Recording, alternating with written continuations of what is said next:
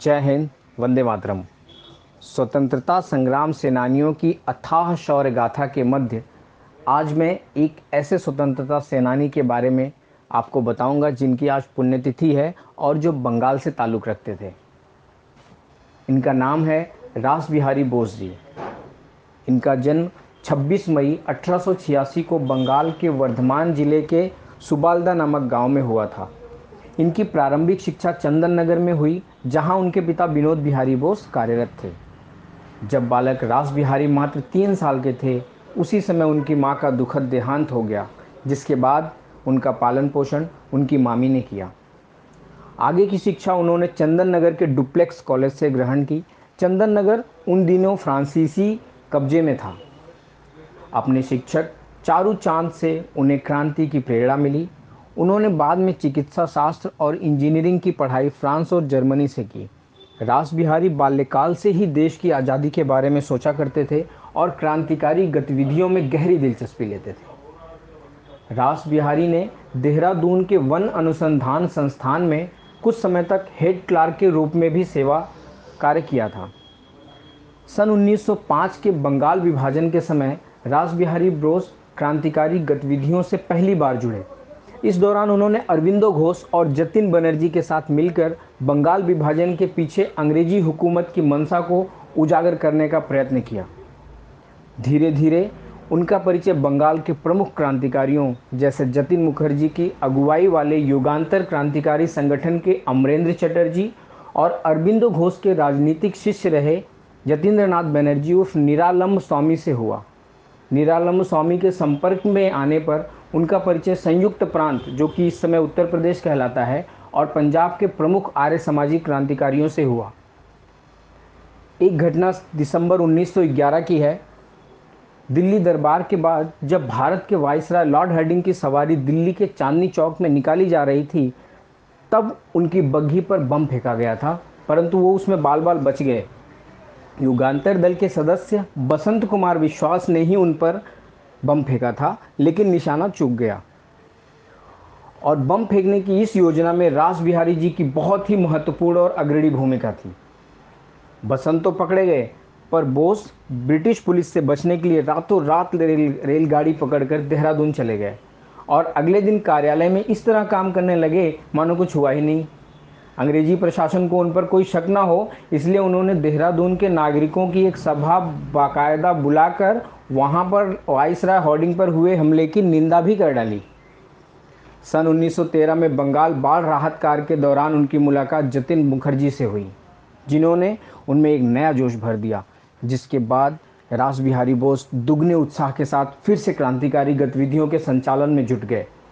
उन्होंने भारत को आज़ादी दिलाने के लिए प्रथम विश्व युद्ध के दौरान गदर की योजना बनाई और फरवरी 1915 में अनेक भरोसेमंद क्रांतिकारियों की सेना में घुसपैठ कराने की कोशिश में महत्वपूर्ण भूमिका निभाई।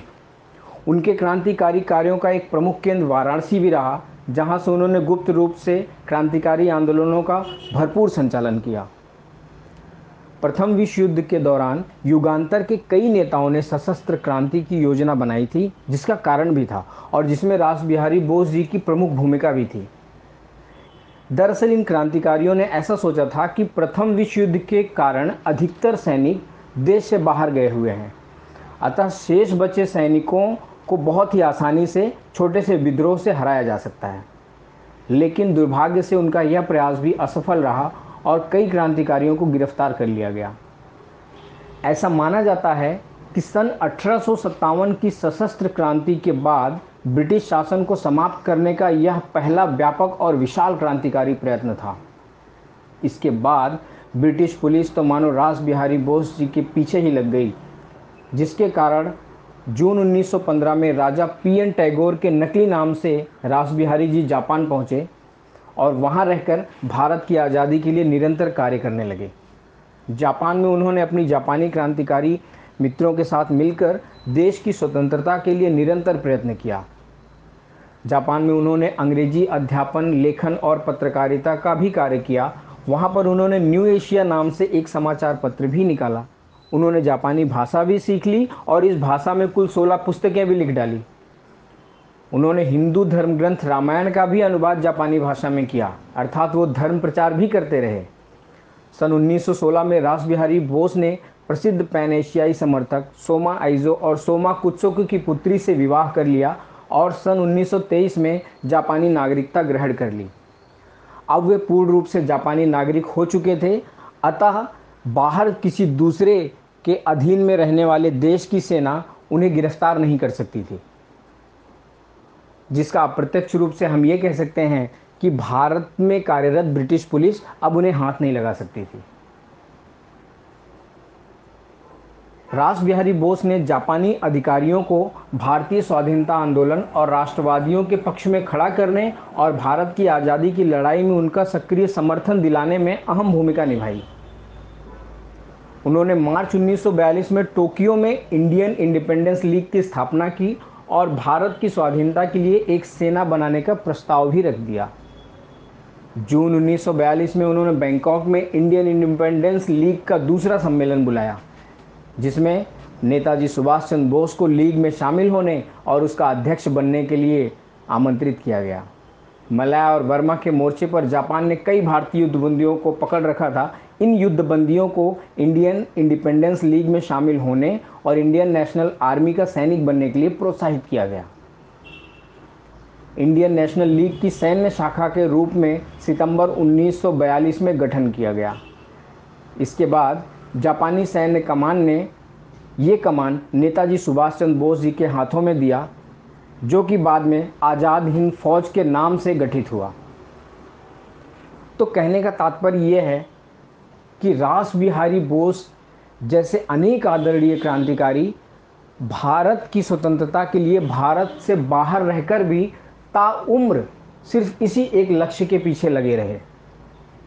और दुर्भाग्य की बात यह है कि जिन आदरणीय स्वतंत्रता सेनानियों ने अपना संपूर्ण जीवन इस मातृभूमि की गुलामी की बेड़ियों को काटने में बिता दिया, उनके नाम पर इतिहास में एक दो लेसन भी हमें नहीं दिखता जो कि कक्षा 7वीं 8वीं या 9वीं के बच्चे पढ़ सकें।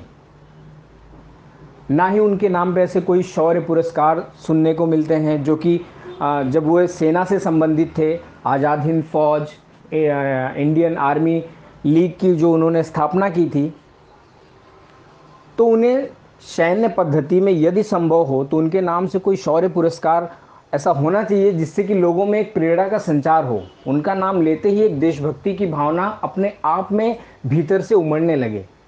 परंतु ये कब होगा, ये प्रश्न अभी भी जस का तस बना हुआ है। और जय हिंद अभियान इन सभी प्रश्नों के उत्तर के लिए ही प्रयास कर रहा है, उसी लिए इसका गठन हुआ है।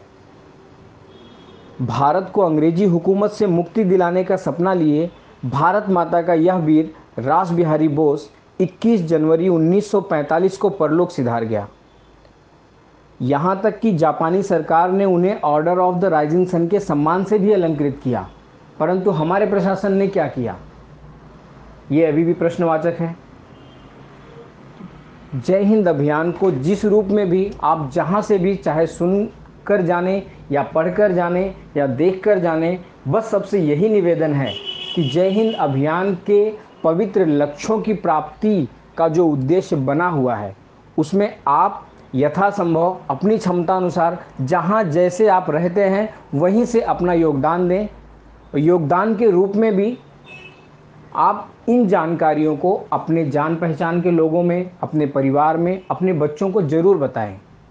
रोज़ यदि एक क्रांतिकारी, एक स्वतंत्रता संग्राम सेनानी की कहानियाँ आप अपने कांटेक्ट में या अपने घर में शेयर करेंगे, उन्हें बताएंगे, तो उनको भी ये पता चलेगा कि अपना देश जो स्वतंत्र हुआ है उसमें कई स्वतंत्रता सेनानियों को, भारत माँ के कई लालों को बहुत बड़ी बड़ी कुर्बानियाँ देनी पड़ी हैं। उन कुर्बानियों को लोग याद करें और उससे प्रेरित होते रहें, उससे प्रेरणा लें, जिससे कि वे अपना भी कोई योगदान इस देश के प्रति राष्ट्र निर्माण में दे सकें। जय हिंद, वंदे मातरम।